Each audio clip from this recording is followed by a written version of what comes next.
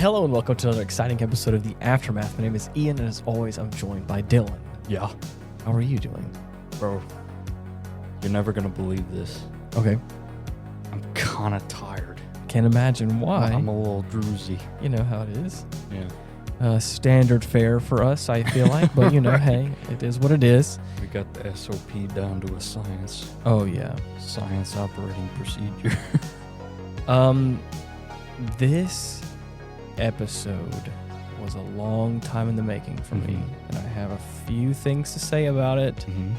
But before we get rocking and rolling, like we have been doing recently, I've been seeing people's comments. I've been seeing people, reaching out and seeing some new people subscribing on different platforms and channels. So I see you. I appreciate you. You guys are doing a great job at supporting us where you can and finding your avenues, and I love that. It makes me really happy and excited. So for anybody looking to find us, the YouTube channel we have is at Hindsight Studios, where we have all the different podcasts between About Nothing and The Aftermath as well. And you can subscribe there. I would really appreciate if you did that. And you can leave us a like and a comment there as well. Be a part of the discourse there.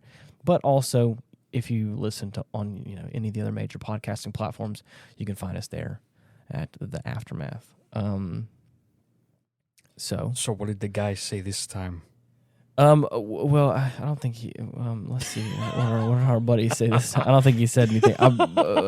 By making comments, I'm not meaning like he said anything this go around. Like, right. But With that build-up, I was assuming there was... No. I wasn't being facetious. There has been a lot of people that, like, in different platforms and avenues have started to subscribe, and it's been really cool. The previous episode we had Ethan on, and I think we... that was 2 episodes ago. Yeah. The last one we had was the ending of Pat Labor. And I don't think there was nothing really crazy there, but I don't think we actually talked about this one.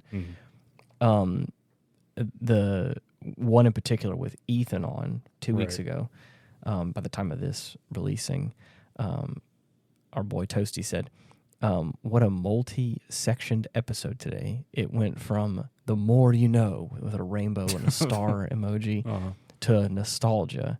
And then he says, I was 13-ish in 2013, so I was probably in soccer practice or at home playing whatever COD was out at the time. This motherfucker was born in 2000. Yeah, so... Or 99. Hey. Jesus. That's all good. We're all in the same age bracket. I feel like we all get it. But yeah, that was a cool episode to have Ethan on to talk about and reminisce on our childhoods and our teenage years. Woof.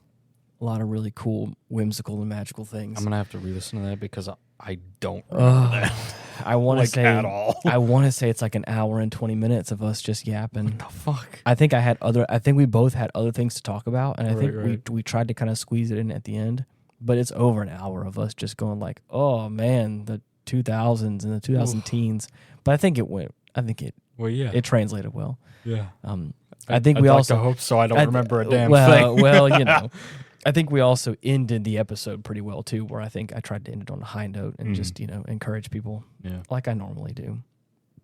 Sure. So, with all that being said, we watched finally, The Boy and the Heron. I don't think we've been nearly as vocal about this one, as far as like the lead up goes, as we were about Godzilla. Correct.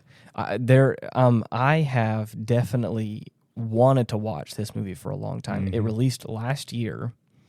Normally, I don't give this spoiler, but because there are newer people possibly to the show, how the process of this show works for those of the uninitiated, we usually watch the movie that the episode's about and discuss it in detail directly afterwards. I would imagine. Again, and normally for any older films, anything that's over a decade or so years old, I don't feel like I have to put that disclaimer. Right. But because this one came out a year ago, and I think it was really interesting and nice, if you haven't watched it, I would definitely recommend watching it. What's an appropriate cutoff as far as like spoiler prevention goes? For me, it's like 5-10 years. Damn. That's why. I mean, maybe Holy not. shit! I mean, that's a hell of a grace period. I mean, a little bit, but I mean, like I said, 5 is like for like certain probably bigger ticket items or whatever. Like, I mean, the thing is, like, so let's say like between now and probably 5 years ago, there are some movies that are recent enough that I'm not going to sit here and go, I'm just going to go ahead and describe the whole plot to you. You know what I mean? If you haven't seen it, it's a good movie. I'm like, it's still recent enough. You should have seen it. Yeah. For some of the more classic ones, a little bit, I may be able to like, maybe there's some more time involved. Because I mean, at that point, it's less. And I'm not saying I always follow this rule either. Right. Yeah, no. I'm just saying, like it. I don't like to be the one to ruin the magic of it for anybody. Okay. So a lot of times, like I try to always, my grace period is probably longer than most people because I'm like just. It's like, hold it. I'm just saying before we say anything. Right. But because I mean, but some of the more classic ones that like everyone talks about, sometimes that grace period may shorten a little bit because I'm like everyone's probably seen it. And it's not like every single person is gonna have exactly. Seen it. But if it's a more obscure thing, that time you ought to have seen it. That time frame may extend a little bit more if it's a little less known because this is a Ghibli film and because it's so beloved and or the franchise is. Yeah. And I do think it was no spoilers here, but I think it was a really good film. Oh yeah. For anybody that even kind of likes the Ghibli films, I really would recommend watching it because it came out last year. It feels really relevant enough where I'm like, hey, just in case. And again, we also got we got new people here who may be tuning in for maybe the first handful of times, which is crazy to think about. But hey, welcome, glad you're here. You're jumping in at like a really weird place, I think, just here in the middle. But anyways, I just felt like, hey, just if you don't know the structure of how this show works, that is what it is. I see. So here we are. And right off the bat, boy, what a depressing intro. Yeah. Jesus Christ. You start off with the air raid sirens. Yeah. What I would imagine, I was thinking it was going to be some kind of nuclear, emergency siren, but I think it just ends up being some sort of bomb or something, or a fire just starts at a hospital, and that was it. Again, regardless, they're also talking about it being during the war or 2 years. I want to say he said before, right? Yeah. Which is.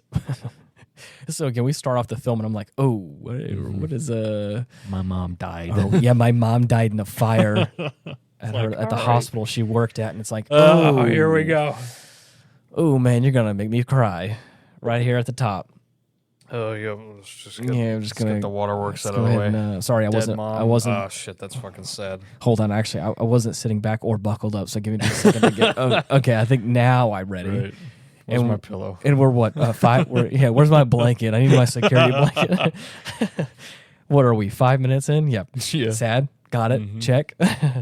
And oh my god, dude, the visuals. Of course. Of course. What do you expect? I don't expect anything less. The cream of the crop. But what I'm talking about is like the blurry, like melty effect of whenever the fire. He starts like running toward the hospital. Oh, and like everything is like pushing through the crowds and shit. It's like a fucking blur. Yeah, it is. Like not only is it like the kind of like the panic blur of like him running through a crowd and things are going on, but like the kind of I don't know.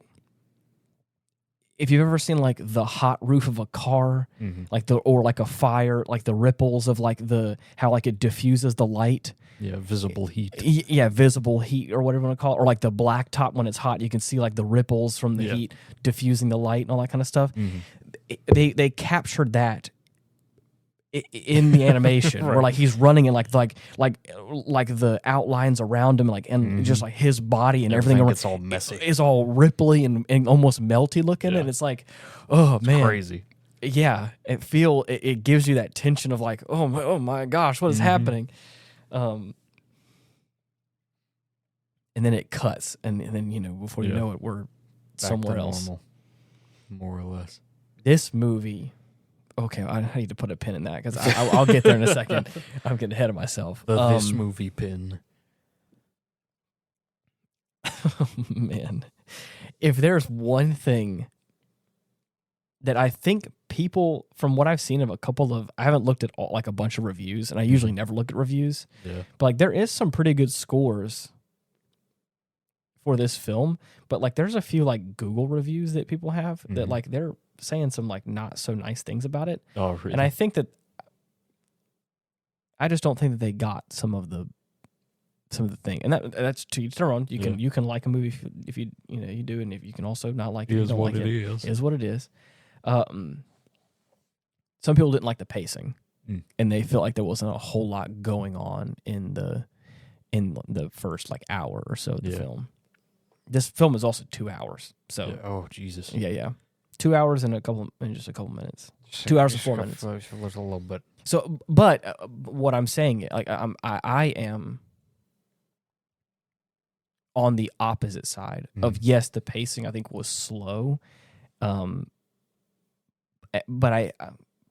you feel as though it was to its credit a little bit. Like some of the comments that people were saying about it as well is like it felt like it was slow, and I felt like they didn't establish a lot, which I mean, a Studio Ghibli film is I think meant to be eccentric and a bit hard to follow, I think, or a bit whimsical, I think, in nature, and so some of the things they were saying that against it were saying that like they didn't describe enough. They didn't kind of I guess flush out the world as much. I mean they do that with a lot, like most of the films from the studio, and that's what I'm saying. So for me, they put a bunch of stuff in the background, just to leave you to gawk at or wonder about.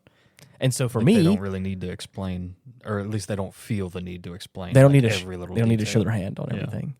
So, and again, for me, I'm not saying I'm a veteran here. I haven't watched for years and years, but I think I have seen enough Studio Ghibli films to know, to get a general feel of how they play out more often than not. Some weird shit happens, and you have to sit here and go, "Huh?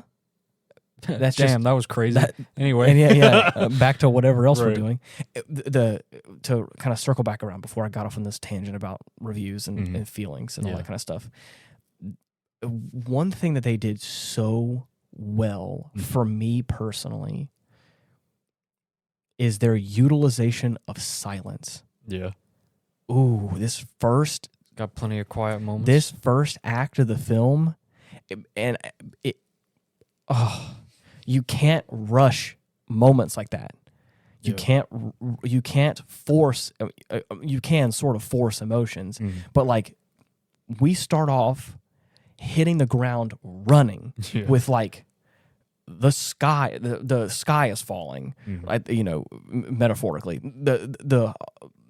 the place where our main character's mother is working is burning down, and they have no idea where she is. So it's like 100% she's probably in the building, and the building is like actively falling down as firefighters are like literally fighting the fire. Yeah. So it's like, okay, I know exactly what's going on. I've never experienced that before, but I know I can empathize a little bit and go, ooh, that's got to be traumatizing. Nobody wants to lose a family member in a fire. Let alone your mother at a preteen or, older child age. Right. Young boy age. And he's like, like the voice acting and the fact that he's crying and screaming and running, like almost running into the fire is what it seems like. It's just so tense. And you're like, holy shit, this is a traumatic moment for this boy. It just is what it is. Yeah. And then the second that we're kind of like we're like snap back to reality, and there's we get immediately introduced into like the quote unquote new mother figure, and they do little subtle things. Right. It's never said outright. But her wedding ring on her finger is glinting an awful lot. Just little subtle things. Were like, oh, so she's already either like engaged or married to our boy's dad. Yeah. And our boy's dad is now in town and has to immediately go to the factory to go to work. And so he's like stuck with his new stepmom, question mark. And you can tell like, she says like, I'm going to be your new mother. Exactly. And so it's like I'm also pregnant with a baby. And then to make matters worse, she's like, also surprised you're going to have a new, fuck.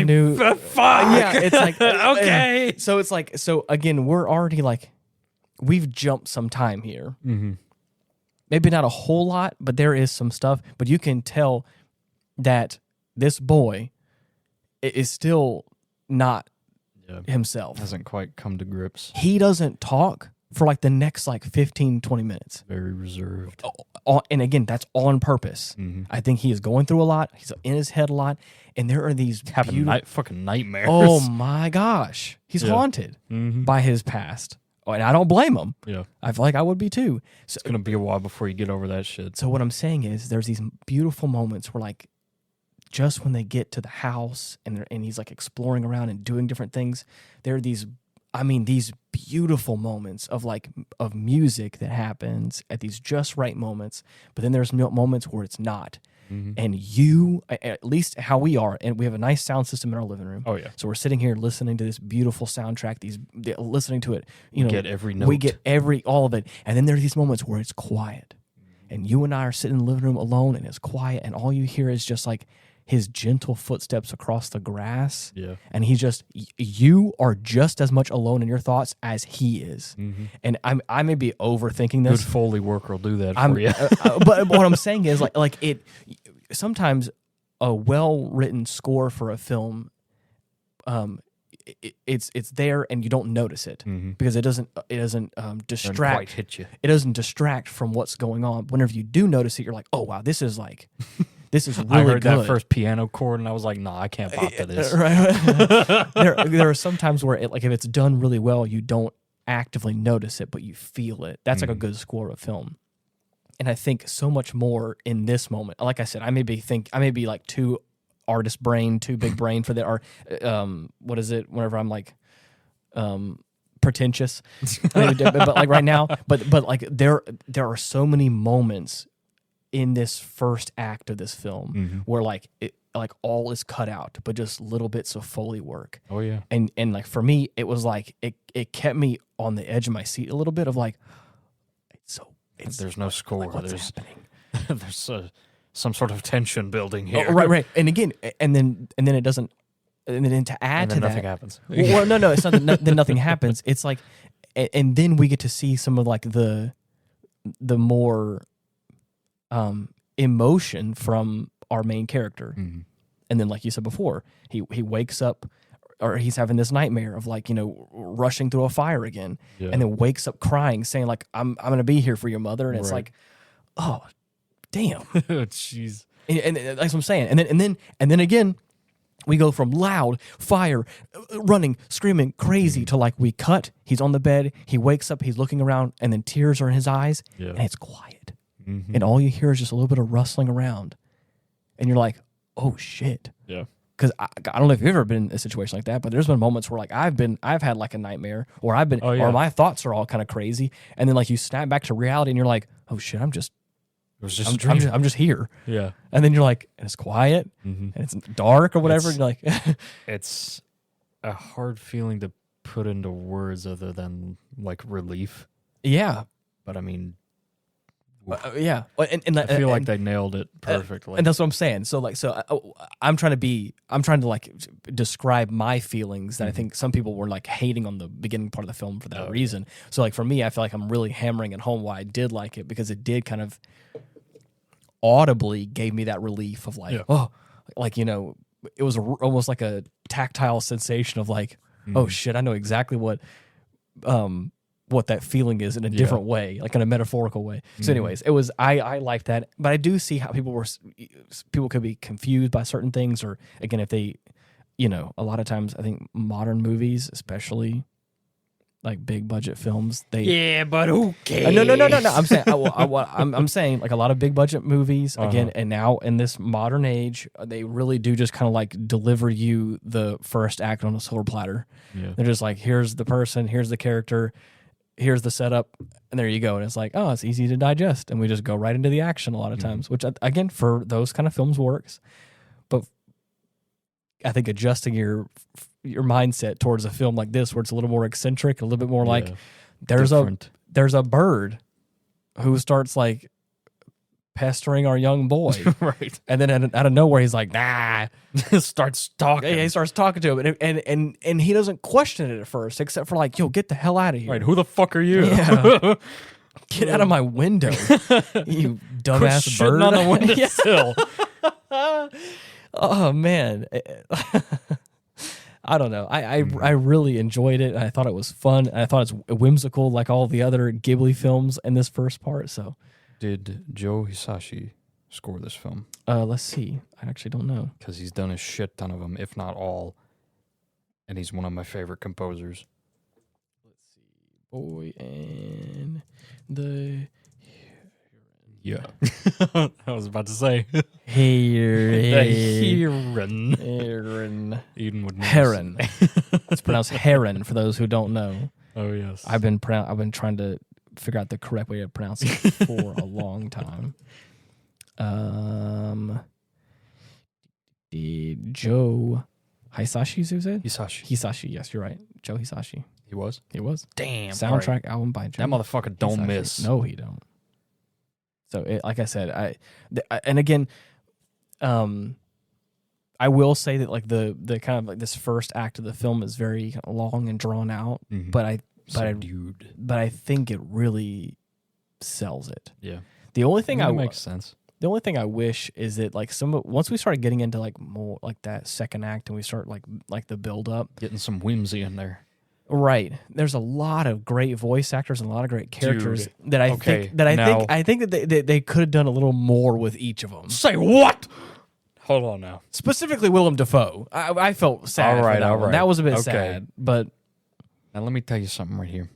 They did some great stuff though. I never will ever consider myself a purist. Okay. In this regard. Right. When it comes to sub or dub. Right. There's some I like. There's some best. I genuinely consider fucking fantastic. 100%. I've gone through the list before. Yes. This movie is now on that list. Really? Phenomenal dubbing. Oh, which is fair because Ghibli always gets good dubs. 100%. Like consistently. Right. And I'm about to give great shout outs for one actor in particular. All of them did a great job. Don't get me wrong. Oh yeah. I've never heard of the lead who played the boy, Luca Padovan. I don't know if this is if he has done things in the past or not, or is a newer. I actually have not heard. Must be a newcomer. Oh, no, he's actually been in a lot of things. Really? Yeah. As a he's a younger actor, and regardless, he played the lead actor and did a great job. Did a fantastic job. But there's one person in particular that I think blew my expectations out the water. Yeah. I haven't watched a lot of Robert Pattinson. I know that he is a phenomenal actor. Yeah. But he's not the first name that comes to mind when you think voice actor. Right. Or like unique voice actor. Yeah. And I will tell you, he played the Heron in this film. Yeah. And it fits perfectly. Phenomenal job. Phenomenal job just in a way. Most unexpected voice. It's a great compared to how you know the actor. That's what I'm saying. Is it you look at the character and the voice that Robert Pattinson decided to go with. He's got the range. It feels very accurate for the character. But whenever I think about it, I was like, that doesn't sound like Robert Pattinson at all. It doesn't. And in the best way possible, because again, it fits the character, and it's such a good voice, and it's so unique. And I was like, man, I'm surprised. Wowzers! Yeah, hey, hats off. Yeah. So, anyways, good stuff indeed. We also had Florence Pugh in there. It was another great voice, unique voice. Absolute favorite. Yeah. I don't know what it is, but she just hits it. Oh yeah. It's perfect. She has a nice, raspy female voice. Tough it's girl. So nice. I love it. Had a little cameo from Mark Hamill in there for a while. The Joker. Yeah. Christian Bale as the dad. Dude, Christian Bale did a great job too. Plays Howl in Howl's Moving Castle. Such a great job, dude. Man. I love Howl's Moving Castle. Oh God! Don't even get me started. We already did an episode on that. We got Dave Bautista. Dave fucking Bautista. Oh, that was such a great little... Not at all what I was expecting. Man's got a wonderful voice. Yeah. And then, like we said before, Willem Dafoe has a nice little brief cameo for just one little scene. And what an emotional little scene it was. Yeah. A little disclaimer: if you don't already hate birds, you will definitely hate birds by the end of this film. You sure as hell ain't gonna like them. No, parakeets especially. Yeah. I mean, to be honest, in the real world, birds are gross. Birds are really gross. Yeah.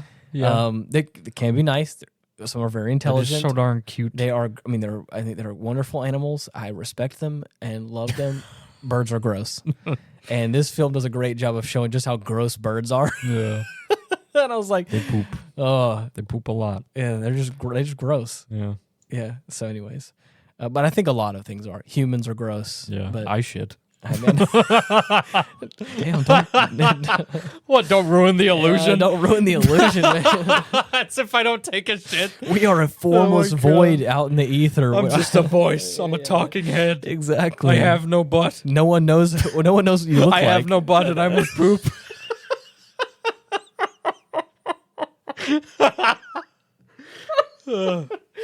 Oh wow, man. That's so bad. Yep. Anyway, I'm gonna quote that later. Trust me. By all means, that'll be the new "Oops All Berries." Yep. Oops All Blank. Yep. So, anyways, I think I get some of the frustrations about the film because once we start like picking up and we get to that point whenever like what was the maid's name that follows him in? Kiriko goes in and they both kind of like they briefly encounter the granduncle and they get like sucked into the floor of the tower. There's like this. Okay, so I got to kind of paint the picture. There's like this magical tower in like in the backwoods of like this great big estate that the boys, father owns, or they're residing there during all this conflict and stuff. And there's like there's like wives' tales. There's all these like mystical things of like is it, is it not? Who knows? Right. Ooh, and of course the guy who I think founded the land or whatever, the Gruncle. He ended up like collecting a bunch of books and focusing on some catacombs, right, and apparently lost his mind. And then was never seen again. So it's all this like whimsy and the same stuff that any Ghibli film has of like the kind of magical element. We already know there's a talking bird. He's like he's like favoring this like magical whimsical castle looking thing. It looks like a wizard's tower. Yeah. We joked around that I was like, no one told me there's like the mage's towers back here. Fucking warlock lives in the woods. No one told me we have like the library of whatever it is. I almost said a really deep cut a deep cut Lord of the Rings reference I didn't feel like anyways. So anybody who would have gotten it, I don't think they would have even reached out to begin with. Almost tripped into a big ass hole. I'm just saying. So anyways, they have this special fancy tower out in the back. And so whenever our like main character and Kiriko both go in there, they have this, moment with the Heron and it's this whole thing. But like once they get like sucked into the floor and they go into the next like into like the dream dimension, I guess, like it gets a little harder to follow like where we are. Because it feels an awful lot like Inception, where we're like, well, he's getting visions, having dreams. But then a lot of times, like he'll either get like knocked out or he'll fall asleep and then like wake up and be somewhere else. So as the viewer, it also gets a little disorienting for him to be one place or to be going through some sort of he passes struggle. out. God knows how many times throughout the movie. Well, it doesn't help that he also gave himself like a freaking head concussion, So like whenever he wakes up, as the viewer, we're all like, okay, where are we now? Mm. So it gets a bit hard, and again, it gets a little hard to follow, like I said a second ago. But for me, it also feels in line a little bit because he got like melted into the floor. Yeah. So it feels like just transported to right the hub area of this tower dimension. Right. Which again, until this time, I didn't know it was a tower dimension. I just thought it was a magical tower. Yeah, it's something you just pick up on, like as the movie progresses. And they explain it exactly without like actually explaining it. Exactly. And I eventually I get that, mm-hmm. but at first it was a bit weird. But again, to be devil's advocate for the movie's sake, like I think that I'm on board. Anytime he wakes up in the first kind of half of the film, he wakes up and he's in his bedroom. Mm-hmm. He may have this like weird moment out in the pond where like, you know, the Heron's like, come with us, come with us. The fish and the toads. Yeah, the fish and the toads are whisk him away. Which that is going to give fucking freaky. That's going to give children nightmares for sure. The fish and the toads all saying, come with us, come with us. And yeah.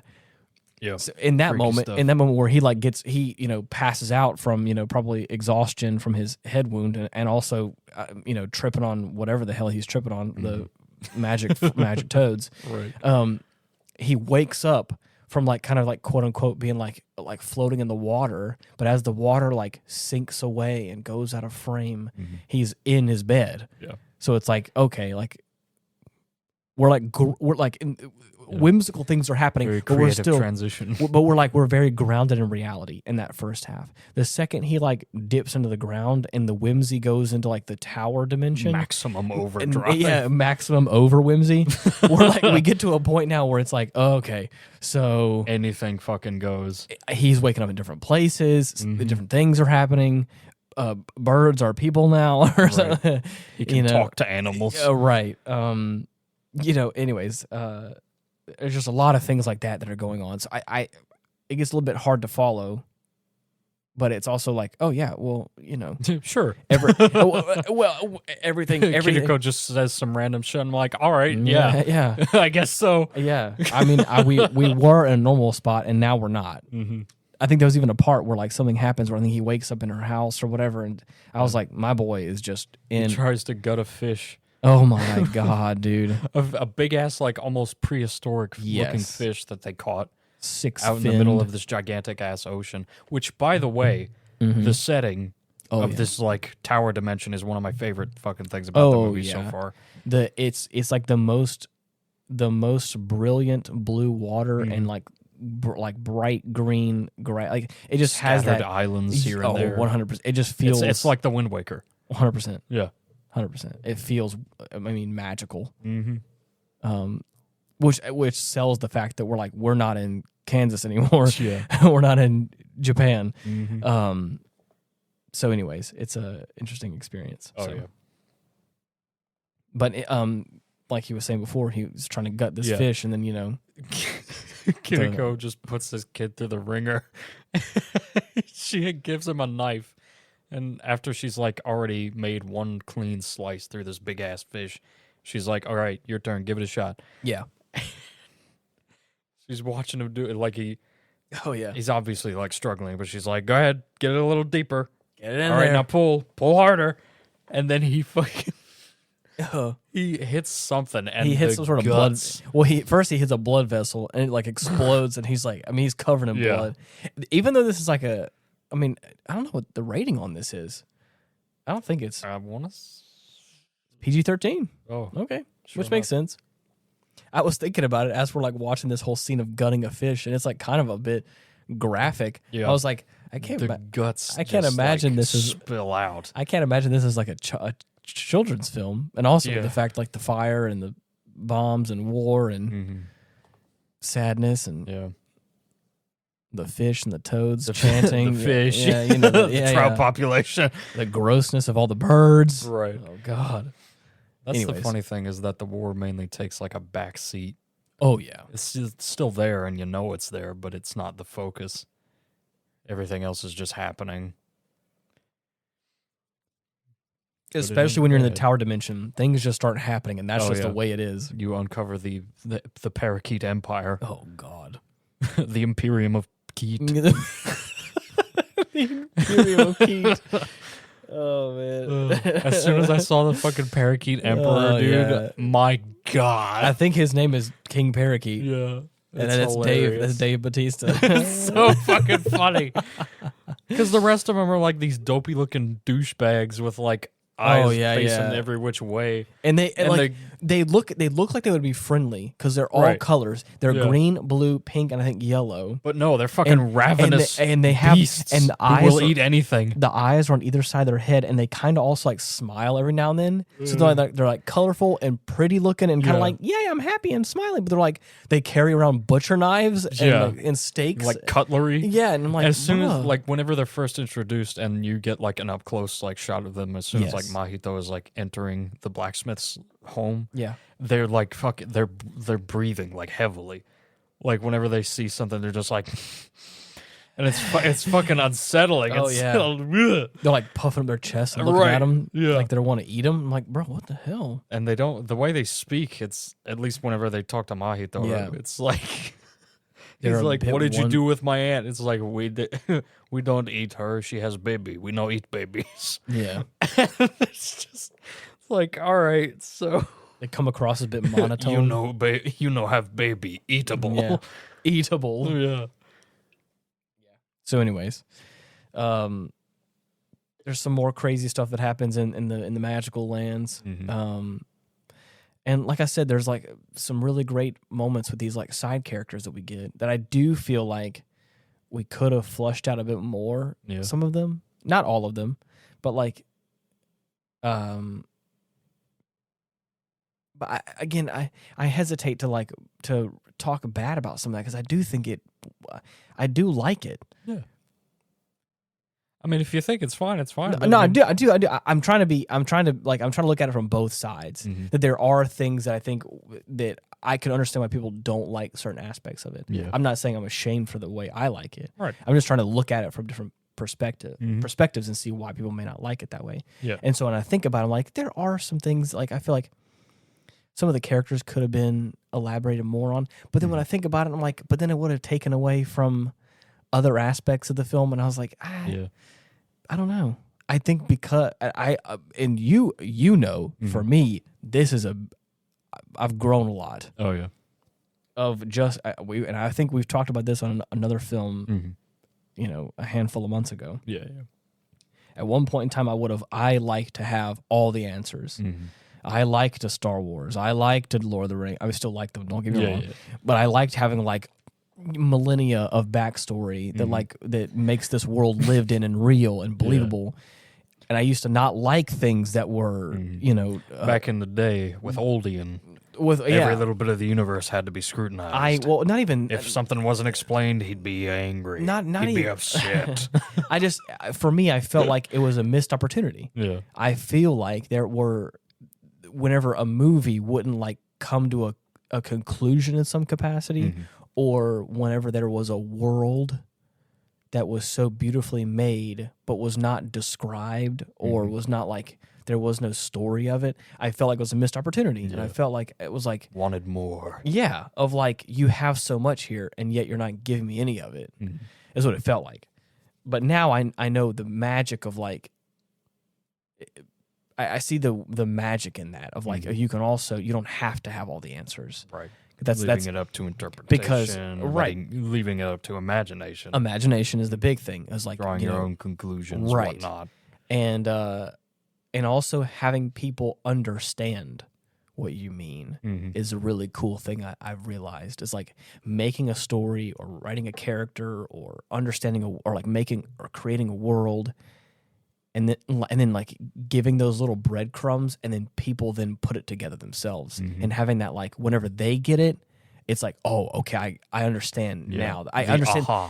Exactly, I understand the magic of it now. Yeah, and that's what I'm saying is that I think that some of the people that may have some like choice words and don't like it, I don't think are having that aha moment like I had. Yeah. Which again, that's fine. Everyone, not saying that's not shaming not shaming anybody, but for me, it's like.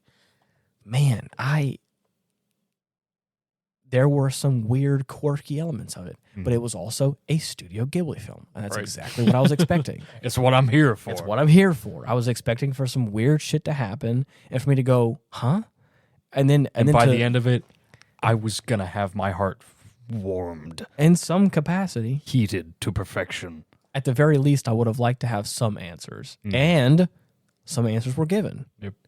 We find out, like I would say, pretty long into the film, that this new wife of our main character's dad, his new quote unquote stepmom, mother to his soon to be step sibling, is the younger sister of his mom. Yep. So his new stepmom is his aunt. Yeah. And so we're like, whoa, okay, wait a minute. There are little nudges that happen in that first hour, that setup of this film, where the old ladies, like the caretakers of the house, the kind of the maids, so if you want to, if the you old will. biddies. Oh my gosh, I love them. They're great. Mm-hmm. There's about 4 or 5 of them, little gaggle of old ladies. Oh yeah. And they make comments about how much she looks like his mother, his original mother. Yep. Even he makes a comment about how like she looks so much like my mother. And initially I'm like, Dad's got a type, right? And he has there's a resemblance. There's a resemblance, and you know, hey, man likes what he likes, and he found, I guess, a new wife that fits that type. Bit weird, little old, isn't it? But the thing is, it made it even weirder for me that they're related. Yeah. His, deceased wife and now new wife are, sisters. Honestly, one of the few instances I've heard of that happening. It's something you barely ever see. Yeah, and again, this film's also taken place, like with most Ghibli films, is like in the 40s, 50s, I think. Perhaps that was more acceptable back then. Who knows? Well, especially in Japan, I don't know. Early 1900s context of Japan, I know is very different. Or, similar but different in so many ways. Point is, we ain't got a dang clue how shit worked. I have no idea. So, anyways, it was it's weird. We learned that later in the film. Mm-hmm. I'm sorry. We get a definite answer on that later. We get like little clues, but we don't have enough pieces to like make a conclusion. Yeah. Until I want to say it is. I have to back up. I'm trying. This dream tower realm, we keep the Inception world we keep talking about, is like this purgatory realm, for lack of a better term. Time linked. A time linked, weird. I hesitate to say this because it's a very hot topic right now, very hot word, but I use it in the literal sense. It is a liminal space. It is a space between spaces. It is a space out of time. It is a place where souls are birthed and float into the heavens to then go to the real world, to then become real people or real souls that are in the living world. On the outskirts are all these ghost boats, of phantom ships, of people that have passed. First, I thought it may have been like another Porco Rosso type deal. Right. That's what I thought so too. Fighter pilots or like pilots in general, it's sailors. Exactly. Which is still fucking radical. Cool. Nothing's gonna top that for me. Right. So like I said, it's like I think those are all those boats are phantom boats. I think people who have passed on. There are key characters in this space that are from different times in one place. And so like I'm painting this picture of this like, like I said, this place out of time and all that kind of stuff is like whenever he's here, he meets his mother and she's his age. So we're like, okay. And then he meets Kiriko. I almost said Kiwiko. Kiriko, who is also younger in the same like timeline, right? That like it should be around the equivalent age subtraction as his mother as well. So we have like the kind of like this older, caretaker maid lady, and of course the mother figure are like back in time at the same like kind of duration from each other. Right. So like and again they're here and they're stuck here in this kind of weird realm. And it's like, okay. Also, I'd just like to point out how fucking messed up it is that his mom is able to use fire magic. Oh. Because she fucking burns to death. Man, the irony was not lost on me for that. She does good work, though. Makes fireworks. Does a great job. But can travel through flames. Is definitely... Oh. It certainly was a decision. It was a decision. I would have liked a little more positive spin on it. I would have liked for this to been maybe rated a bit. Well, maybe, to be honest, it probably gets to be rated PG-13, and for him to have like real trauma seeing his mother, burning to death or burning alive and creating fireworks. I think. Look, all I'm saying is, if I burn to death, I want to come back with fire powers. If you drown to death, should you come out with water powers? No. Not water powers. Look, if I can control water, that's fine. I could. Oh fuck. Okay. Yeah, no. I could I was gonna say I could travel the ocean floor. I was like, I don't want to fucking do that. Why would I ever do the shit that's down there? No fucking thank you. No. But yeah, no. I'd much prefer fire. I think. I get that. Yeah. So, he ends up meeting Kiriko, and he ends up, meeting his mom, and they kind of have these like adventures to go around. But this is what I'm saying by like it gets weird because like his mom can like teleport through fire, and so we get this sequence where she like teleports him into this other area. Oh yeah, the whole reason he's in this realm, by the way, is to search for his stepmom, right? Because she just walked into the tower and was transported to this realm. Yep. Which I don't fully understand why she like was so against. She wanted to have the baby in that realm out of time. I don't know if it was that she was brainwashed somehow or just sort of hypnotized into coming there or what have you. But for what that may have been the case because the master of the tower, the Gruncle, was looking for a successor. Sorry. And it had to be of his bloodline, so that might be why. You're right. Yeah. She was just taking a stroll and then was lured. Interesting. That's a great point I didn't think about. Yeah. But yeah, so they have this again, we teleport from one area to a new area, and we're like in this kind of like castle type thing, and there's like the visuals of it are beautiful, but it's hard to like lock down where you are a little bit. And again, like I said, I think all over the place. It adds to the whimsy of it all because there's like a point. Gorgeous. There's a point where they're going through these like caverns, and then he touches the cavern wall, and like as they're passing through the caverns, like it's like glowing this like iridescent color changing vibe. And he touches it and it sparks him, and she's like, "Don't touch the rocks. They're fucking pissed. They're pissed that we're here." It's like, oh, fuck. And it's like, what? Okay, where are we? And I think as I just opened my mouth and said all that, I think I understand now. Oh, you realized? I think I realized what they meant. I didn't think about this. I thought they were just in some other dimension, which they probably were. They probably are. Right. But like specifically earlier in the movie, the old ladies were talking about the fact that he had all those like catacombs underneath it that were like that he got lost into, or like you could just easily get lost in. And I was like, is that what they were? They were just in the catacombs of the. Okay, that makes sense. Makes more sense. Got it. See. He dug all his way to the space rock, and then it created that little pocket dimension. Wow. Within it. That makes so much sense. See, like that's crazy. That's something that wasn't explicitly said, but now talking through it, I get it. And damn, that's pretty cool. Holy shit. Yeah. Wow. Radical. But Wish yeah. I could get a neat space rock pocket dimension. Oh, dude. A little weird. I want a little time dimension basement. I want fire powers in my basement. Mm-hmm.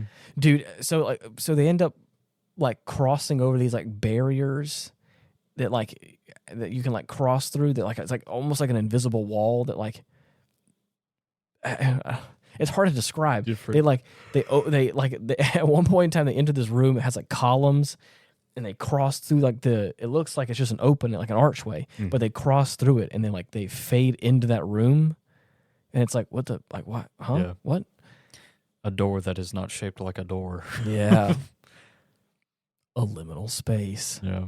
So what is there's like some kind of negative connotation? No. It's just like there's a moment where like they're in this beautiful space. There's pillars, and you're like, whoa, where are we now? And no. I'm talking about the liminal space, like term. No, it's a really popular term right now. Oh, it's like so it's like people think it's overused.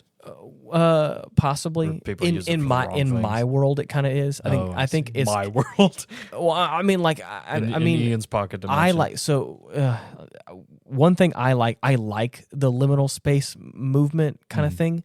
I think I've said this before on the podcast. The thing that kind of gives me the thing that scares me or kind of like makes my hair stand up on end is when things are like just a little off. Yeah. So like there's a couple like horror. I don't want to say horror, but like thrill-seeking, kind of creepy spooky things on the internet that are like liminal space adjacent. They're like that are in my like my feed in my For You page. And there's a couple of those things that like with the right music and things being just a bit off make me feel uneasy and like give me those like that kind of weird hair, the willies, yeah. I'm in this. I'm torn because I like it because it makes me feel that way. But at the same time, I don't like it because it makes me feel that way. Yeah. And so it's a really interesting thing of like, I don't like it. And but that's cool. And that's interesting, right? Because a lot of things like gore and that kind of stuff doesn't scare me. It just kind of grosses me out. Yeah. And I'm not a fan of like jump scares, like because it feels like a cheat. You know what I mean? Oh, it'll get you. Yeah. There's some like psychological things that do kind of freak me out, but like it more so in the fact of like I don't need to be putting my mind through this. Like, so like so what I'm saying is like what I've noticed is when we start talking about like the back rooms stuff and we start talking about liminal space stuff, and like the kind of weird music plays and there's like the weird like tiled rooms with the water in it, and that kind of shit when like things are just a little bit off, or a little bit weird. I'm like ooh, it kind of gives me that like. That feeling. So what I'm saying is that because that movement is like really popular right now, there's a lot of people that like to throw that word around. Oh, I see. And just like, this is a liminal space. And it's like you're using that in the context of like it's a creepy space but like it doesn't really match the description of it. And that's just me being me and being particular about it all. So it just kind of feels like it's being overused for a lot of things, and it's a very popular and a very trendy thing right now to go like, it's the back rooms. That's just it's like it's cool. So that's why I said I hesitate to say that. Now I get it. But there are a few moments in this film specifically where like they cross through like a barrier and fade into existence into this room, and you're like, yo. You're in an empty room, and there's like pillars and archways. Yeah. And then you cross in between the pillars and archways, and you fade into like a grassy hill. And you're like, bro, are we just like in Microsoft XP backgrounds? The like cosmic catacombs. Right. Shit, that's episode name right there. Love it. But that's what I'm saying. It's like it encapsulates that feeling of like the liminal space thing of like you're in this what looks like a lived-in space, or you're in like what should be like a man-made space, or like an open field, but it's a bit off. Yeah, and it's a bit weird, and you're also kind of like you get knocked out and you wake up in a different place altogether, and you're like, bruh, where am I? Humanoid bird is now sharpening a knife. Getting ready to carve you up, dude. Precisely. When did he? What was the scene just before that? Where was he? Whenever he was at the nursery room. Trying to get nuts go out. Oh my and gosh, then dude. they both get knocked out. There's like a weird moment where like she like looks at him and says like I hate you or whatever, and it's like this like scary moment where like that kind of tripped me up in a different way. I don't understand what that was about, and I kind of would like some context for that because I feel like there's a lot that was to unpack there. But after that very traumatic moment, and of course the sister is like, "Oh gods of the catacombs, great stones, grant me this one wish." And of course, like I think just fucking knocks him out. And I think I'm almost certain the great gods of the catacombs said no, and then knocks. him. I don't know if Natsuko is let go at that point, or if as the world is collapsing, then she gets out. But I'm not sure. Who knows? There's a moment when they both pass out, and then of course he wakes up and he's chained to a wall. Yeah, Was that the direct scene? Yeah, because I'm almost certain that he passes out with the Gruncle, and then it happens. No. He has the dream with the Gruncle, and they talk. Yeah. But then he wakes up in the butcher's butcher shop. See, this is what I'm talking about. It's not bad, but you can tell you can get lost in the catacombs. Right. You can get lost in the kind of the sequence of events in the movie. But what I'm saying is it goes from one thing where he just passes out to all of a sudden he's, chained up to a wall, and you're like, bro, where are you? Yeah. Where are we? What's going on? And I love it. Yeah. It gives me the willies. It makes me feel weird. It makes me feel like and also the birds are disgusting. And so it's like, oh gosh, what's happening? Because you see the Keats capture him. Oh yeah. Like they just, one of them pops his head out. It's like, oh my God, 2 fresh children corpses. Get them. Yeah. Got him. So yeah. It's an interesting turn of events. But anyways, so and I think even some of the places change a little bit. Like whenever we go over to the rock the first time, like we get to the rock through like the hallways that have like the magical stars all over the sky, and then we're outside, and it's like, whoa, what's happening? And then then we go back to the rock again, and there's like you can see from the opposite angle the long corridor of all the like archways and things, and then there's like this like body of water with rocks you jump across to get to the big rock. I'm like, it's like they've shown you like pieces of how they get to that point, but never like the whole thing. Yeah. So that's probably just like more of what the path was. Of course. They're just showing you more, but for me it feels like the path is ever changing. Right. You leave this room, you come back, and then it'll be a different obstacle to get to the big rock. There'll be monkey bars next time. I don't know. Gotta go through the jungle gym. Yeah. That's what it feels like a little bit, because again, things are changing and we're getting new perspectives. That each time we're at each time we're at the same place, a new time. You know what I mean?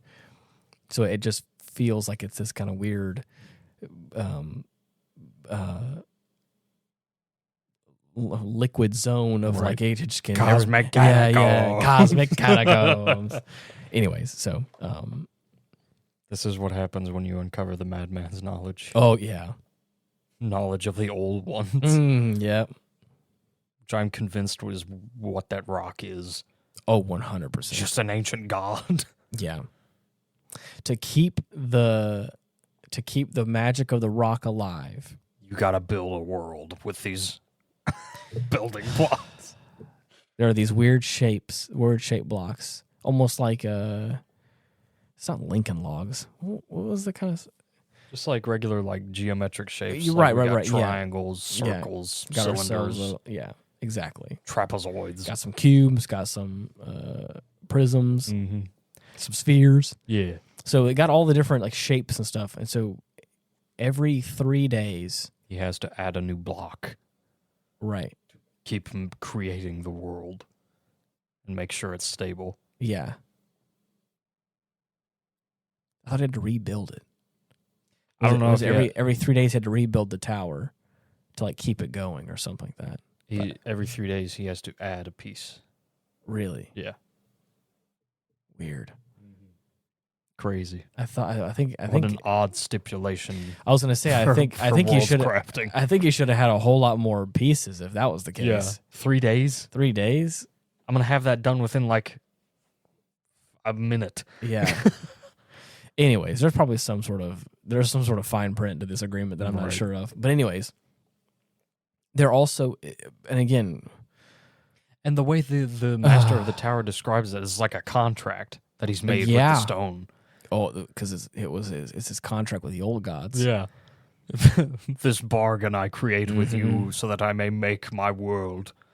Yogg-Sothoth. Right. What was there? Nyarlathotep? Nyarlathotep. I can't ever say it correctly. Which I think that's probably that's the good thing. Incomprehensible. The second I can say them is when we should be That's scared. when you need to be worried. Yeah. I almost turned the deep voice on and started chanting. God. Anyways,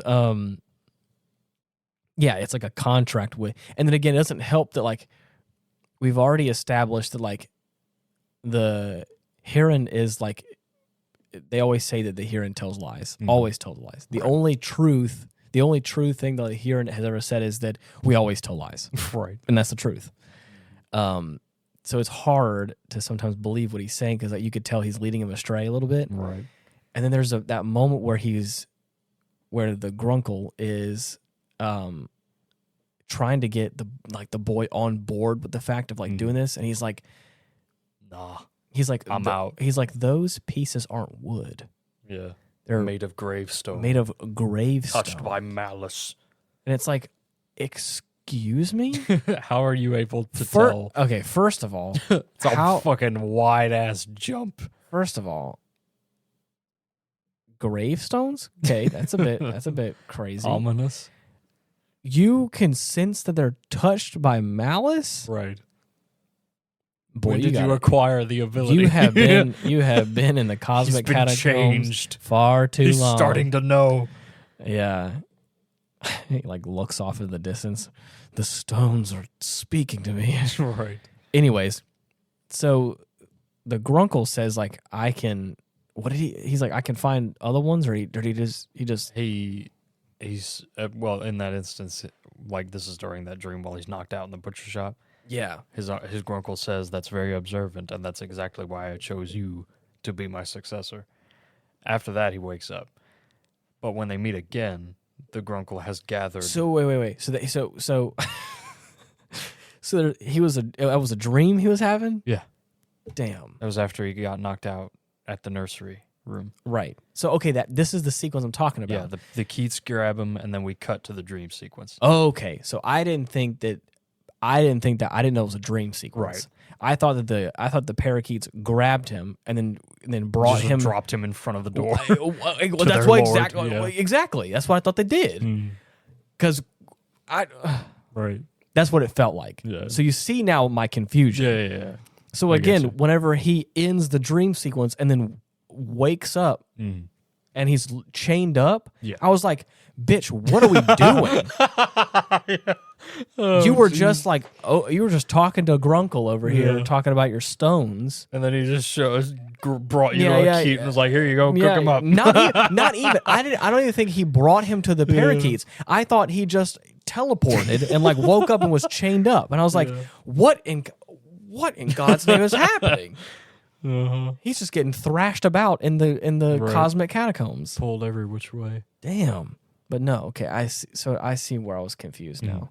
I didn't know there was dream sequences in this thing. Damn. So, anyways, he ends up.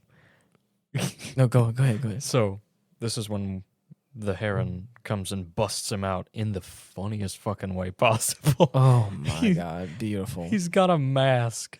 With like fake ass eyes, googly eyes on it. And he just runs up into this butcher shop after Mahito like kicks the knife out of the fucking bird's hand or some shit, and the Heron busts in, grabs a big ass, like I'm talking cartoon ass bone, and knocks him over the head with it. We're talking Fred Flintstone bone. He straight up bonks this parakeet.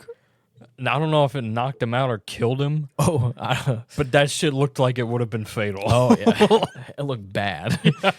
And so they wait outside for another couple of parakeets to pass by, after which they bonk them in succession, mind you. Like, the first one gets bonked, and the other one just is trailing behind him, like, doesn't even pay it any mind. Yeah. And gets bonked. Yep.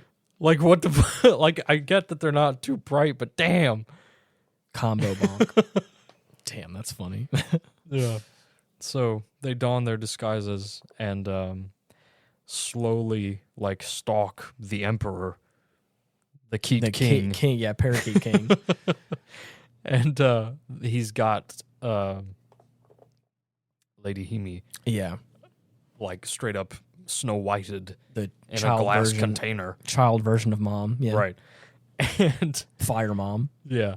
He's going to use her as a bargaining chip to meet with the Lord of the Tower. Right.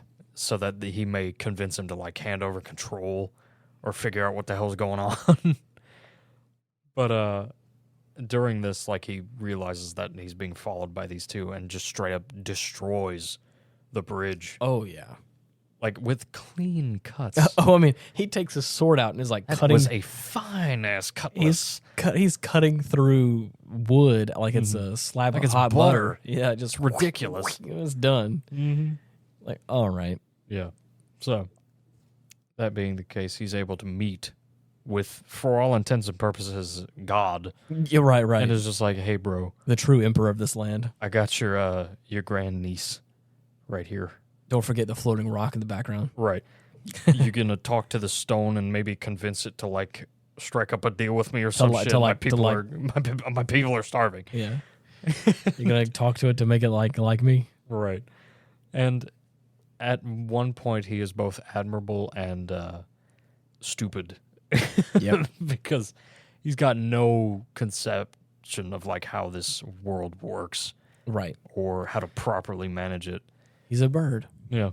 Just a little parakeet.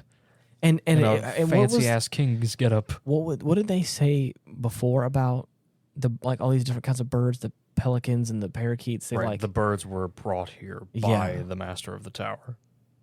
Either indirectly or otherwise, I'm not sure. Yeah. But they've just been living here. Yep. Tentatively. And now making a whole kingdom of parakeets. An entire kingdom. Oh, Jesus. I'm just now realizing I don't think we got any answers as to what the little Heron man is. Like how... Yeah, no, they don't really elaborate on what he is. He is a Heron, but then, like, there's a certain point in time where, like, you can tell it's almost like he's a man inside of a... Right, just this old balding dude with a huge-ass nose. With, it was, like, kind of inside of, like, a costume almost, but he has, like, the Heron legs. He's just able to transform into the Heron whenever he wants. I wonder if that's, like, unless there's something wrong with his body. Yeah. I wonder if, like, that's, like, a mythological creature or something. It may be related to some kind of folktale. But I wonder. I wouldn't know. Me either. I'm curious about it because I that's something that like I've never heard of or don't understand. But like I wonder if that's like that's the old Heron man. Something to look into for sure. Yeah, exactly. Yeah, it's cool.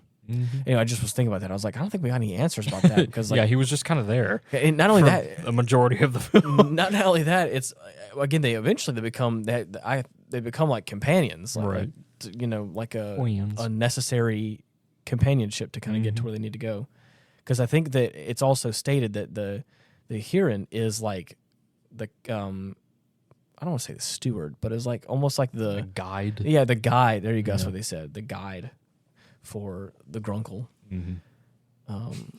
So Gruncle guide. Yep. Grunkle's guide. Yeah. Good fucking movie, dude. It was good. And then like I also, so we get, as we get to the end here, he ends up passing up on the ability to like, I'm assuming be like, being the new steward of this, being a prisoner dimension, yeah, a prisoner inside this pocket dimension, probably. And Grunkle's like, that's fine, but hey, before you go, just stack up the blocks for me, why don't you? I can't hold this shit together anymore. Yeah. Before he's able to, of course, the Keat King just lumbers on up and is like, I cannot fucking believe you would leave my empire in the hands of a fucking child. After which he just completely just destroys the world. He stacks up all the blocks in this ramshackle job, and he puts the final piece on. He's like, okay, don't fall. No, don't fall. He just, as it starts to like tumble, he just gets frustrated and slices the table in half. Yeah. And that's what causes this dimension to start collapsing. Oh, and collapsing fast. Oh, yeah. Falling to pieces. I forgot to mention, there's like a hallway.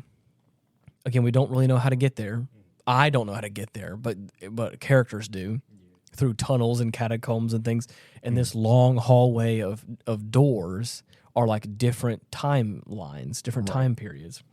And so there's a point in time where, the boy's standing there and he's like, hey, like, you're my mom. You should come. Don't go back to your world because she was like, I have to go back to your world so that way I can be your mom one day. And of course, keep your timeline going. And he's like, but you're going to burn to death in a fire. And she's like, fire doesn't scare me.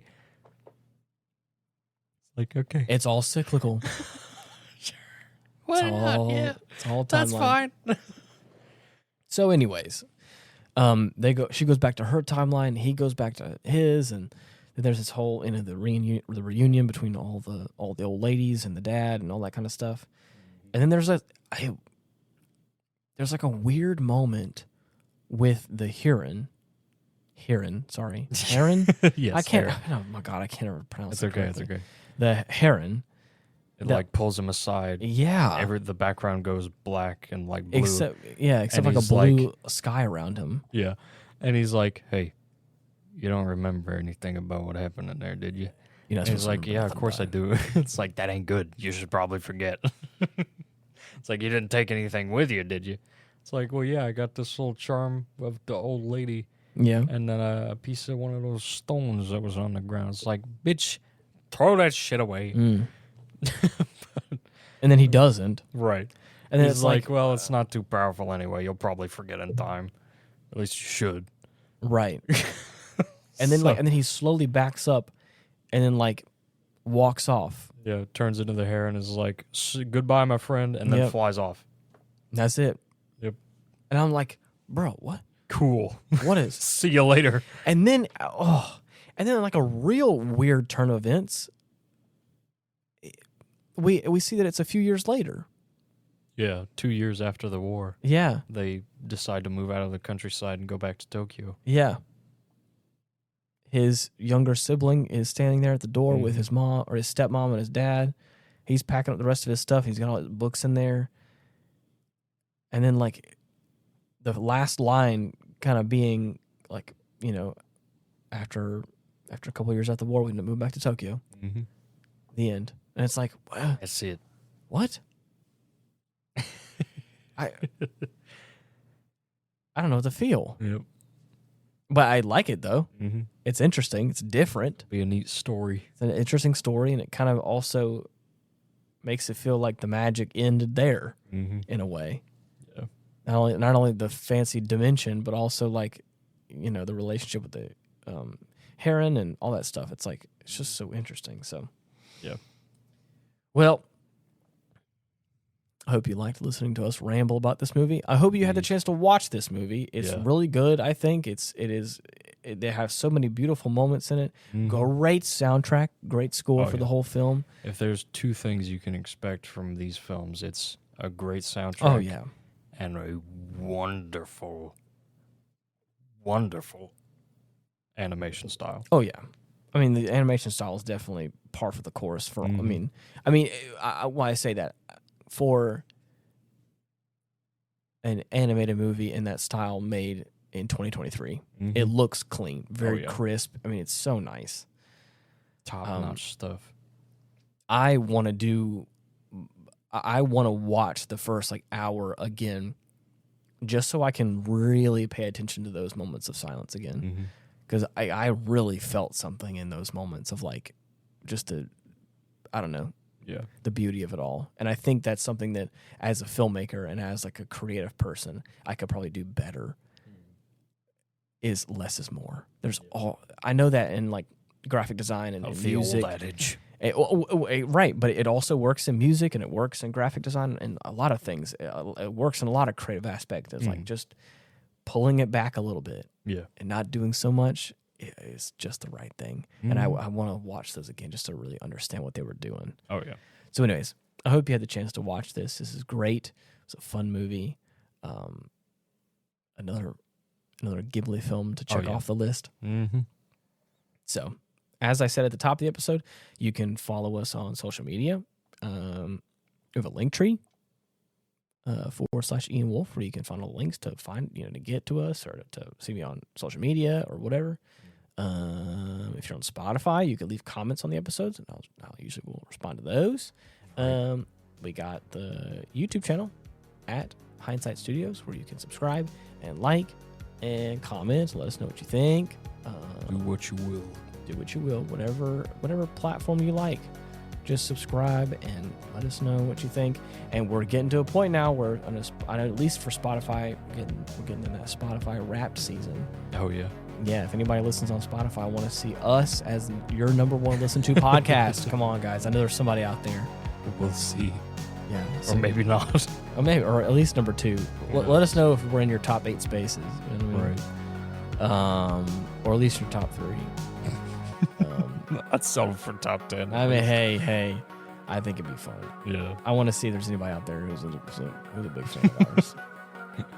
And I'll post your picture. But anyways, until next week, thank you so much for listening. See you. Bye-bye.